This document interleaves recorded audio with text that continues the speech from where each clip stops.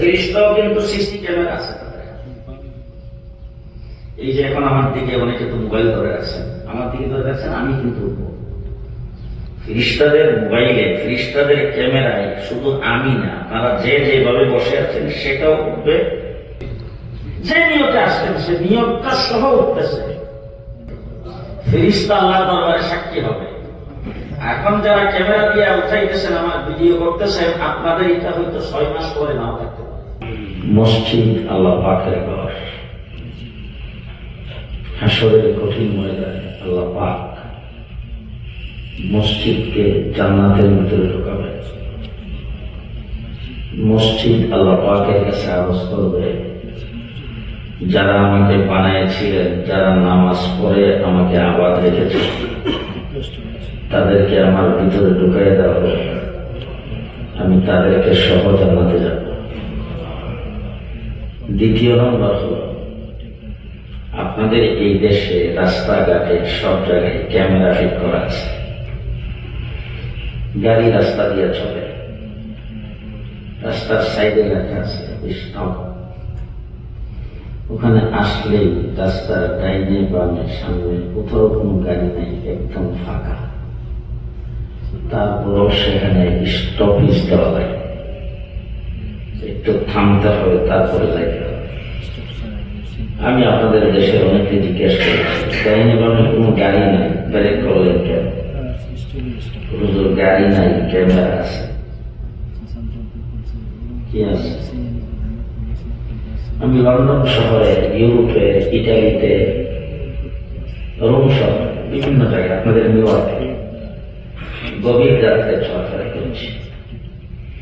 রাতের বেলা একদম ফাঁকা, কোনো গাড়ি টাড়ি কিছু নেই। রেড লাইট, লাল লাইট জ্বালানো আছে, গাড়ি এসে থাইমা গেছে। যতক্ষণ নীল না জ্বলে ততক্ষণ থামা। আমার বাংলাদেশে আলহামদুলিল্লাহ আমরা এই ব্যাপারে অনেক ভালো আছি, কোথাও থামতে হবে, ডাইরেক্ট চলে গেছে। আপনাদের এখানে সব জায়গায় ক্যামেরা ফিট করা আছে।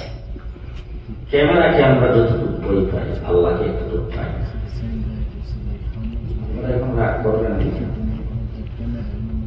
ক্যামেরাকে যতটুকু বই পাচ্ছি, আল্লাহকে এতটুকু বই পাচ্ছি। তবে সেইগুলো হাদিস এখানে বসা আছে, জিজ্ঞেস করেন, আপনি যে বেডের মধ্যে ঘুমাচ্ছেন, এই বেডটাও একটা ক্যামেরা। যে রুমে আপনি থাকেন সেই রুমটা একটা ক্যামেরা। যে বাড়িতে আপনি থাকেন সেই বাড়িটা একটা ক্যামেরা।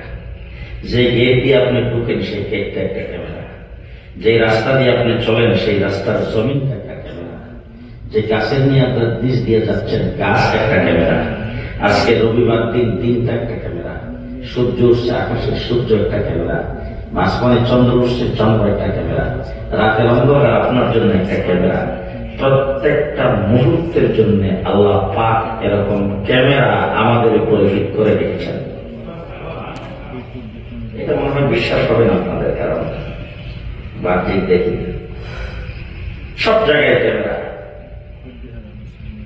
বিশ্বাস আছে যে দুই কামে দুজন ফেরেশতা আছে, আছেন ক্যামেরা। আপনার হয়তো অনেক কিছু ভুল হয়ে যাইতে পারে, ফেরেশতার লেখার মধ্যে কোনো ভুল নেই।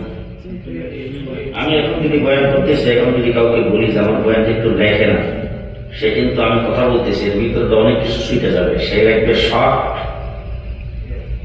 কিন্তু ফেরেশতা লিখতেছে একদম বিস্তারিত, কোন প্রকারের ভুল নেই, তারই কমার বেশ কম নেই। ওলামায়ে কেরামকে জিজ্ঞেস করে দেখেন, আসরের নামাজের পরে মুসল্লিদের দিকে ইমাম সাহেব ফিরা বসে, ফজরের নামাজে মুসল্লিদের দিকে ইমাম সাহেব ফিরা বসে। আজকে যদি ইমাম সাহেবকে জিজ্ঞেস করি, ইমাম সাহেব জোহরের সময় ফিরা বসলেন না কেন? মাগরিবের সময় কেন বসলেন না? এশার সময় কেন বসলেন না? আসরের সময় আর ফজরের সময় ফেরেশতাদের ডিউটির পরিবর্তন হয়। অসংখ্য অগণিত ফেরেশতাকে আল্লাহ পাক জমিনের মধ্যে লাগিয়েছেন মসজিদে ডিউটি করার জন্য। একদল ফেরেশতা ফজরের সময় আসছে, রাত্রে যারা ডিউটি করেছেন ফজরের পরে তাদের বিদায়। যারা ফজরে আসছে তারা আসরের পরে বিদায়, আসরে যারা আসবে আবার ফজরের পরে বিদায় হবে। ওই ফেরেশতারা যেন আয়েশা দেখে নামাজের পরেও জিকিরে রত। অসংখ্য গণিত ফিরিস্তা রাস্তাঘাটে ঘোরাফেরা করতেছে, কোন জায়গায় বন্দা কি করে সেটা রিপোর্ট পেশ করার জন্য। আজকের মাহফিলে ওই ফিরিস্তারা যখন দেখছেন যে এখানে মাহফিল হবে, ফিরিস্তারা এসে মাহফিলের চতুর্দিকে বেষ্টনী দিয়েছে। বেষ্টনীটা কত বড়, বলে জমিন থেকে আসমান পর্যন্ত। ফিরিস্তাও কিন্তু সিসি ক্যামেরা আছে। এই যে এখন আমার দিকে অনেকে তো মোবাইল ধরে রাখছেন, আমার দিকে ধরে রাখছেন, আমি কিন্তু ফিরিস্তাদের মোবাইলে, ফিরিস্তাদের ক্যামেরায় শুধু আমি না, আপনারা যে যেভাবে বসে আছেন সেটাও উঠবে, এই জায়গাটার মধ্যে কি নিয়ে বসছেন এটাও উঠবে। মাফ করে নিয়ত সাথে এটা উঠছে, কথা বুঝেন নাই? যে নিয়তে আসছেন সে নিয়তটা সহ উঠতেছে। হাসরের ময়দান আজকে যেখানে বসছেন, এই মসজিদ আল্লাহর দরবারে সাক্ষী দিবে, এই জমিনটা আল্লাহর দরবারে সাক্ষী দিবে, ফেরেশতা আল্লাহর দরবারে সাক্ষী হবে। এখন যারা ক্যামেরা দিয়ে উঠাইতেছেন, আমার ভিডিও করতেছেন, আপনাদের এটা হয়তো 6 মাস পরে নাও থাকতে পারে, ডিলেট হয়ে যাইতে পারে, ঝাপসা হয়ে যাইতে পারে, কথা বোঝা যাবে, ভালো দেখা যাবে। কিন্তু ফেরেশতারা যে ক্যামেরা করতেছে, হাসরের ময়দানে সম্পূর্ণ ক্লিয়ার, একটুকু ঝাপসা হবে, একদম ক্লিয়ার। মানুষ হাসরের ময়দানে, আমরা তো মানে এখন বর্তমানে তো মিথ্যার উপরে দুনিয়াটা চলছে। বাংলাদেশের একজন বড় লিডার, মন্ত্রী ছিল, মন্ত্রী, ওনার বাসায় একবার খাতির ছিল, বাসায় একবার যে মুসলিম বিষয়ে কথাবার্তা বলতেছি, এমনি তো দিয়ে বললাম, ভাইজান আপনি তো হজ করেন, বলে না হজ করা আছে, নিয়ত আছে ভবিষ্যৎ। তেমন ভবিষ্যৎ না, আপনার তো এখন হজ খরচ আপনার উপর, বাড়ির উপর, সুতরাং অসংখ্য অগণিত টাকা পয়সার মালিক আপনি। আপনি যখন খরচ হয় তখন করা, আপনি হজটা আগে বছর করে আসেন। যতদিন রাজনীতি করি ততদিন হজ করব। জিজ্ঞেস করুন কেন, কারণ কি? যেদিন হজ করতে যাবো, যাওয়ার আগে রাজনীতি চাইরা তারপরে যাবো, আইসা যেন কোনো রাজনীতি না করতে হয়। আমি বললাম কি কারণ? বলি ইয়া আল্লাহ বুঝুন, রাজনীতি তো আপনারা বুঝেনি না, দৈনিক অন্তত 100 মিথ্যা কথা না বলে রাজনীতি হয়। আপনারা ঘুমান নেই, এত যে মিথ্যা কথা বলতেছি, হাসরের ময়দানে যাইও কিন্তু আমি বলবো আল্লাহ এগুলি সব জিনিস তারা ভুল লাগছে, আমি করেছি। সূরা ইয়াসিনের ভিতরে আল্লাহ পাক সুন্দরভাবে বলে দিয়েছেন, তার জবানটাকে বন্ধ করে আল্লাহ পাক হাতের জবান, পায়ের জবান করে দিবেন।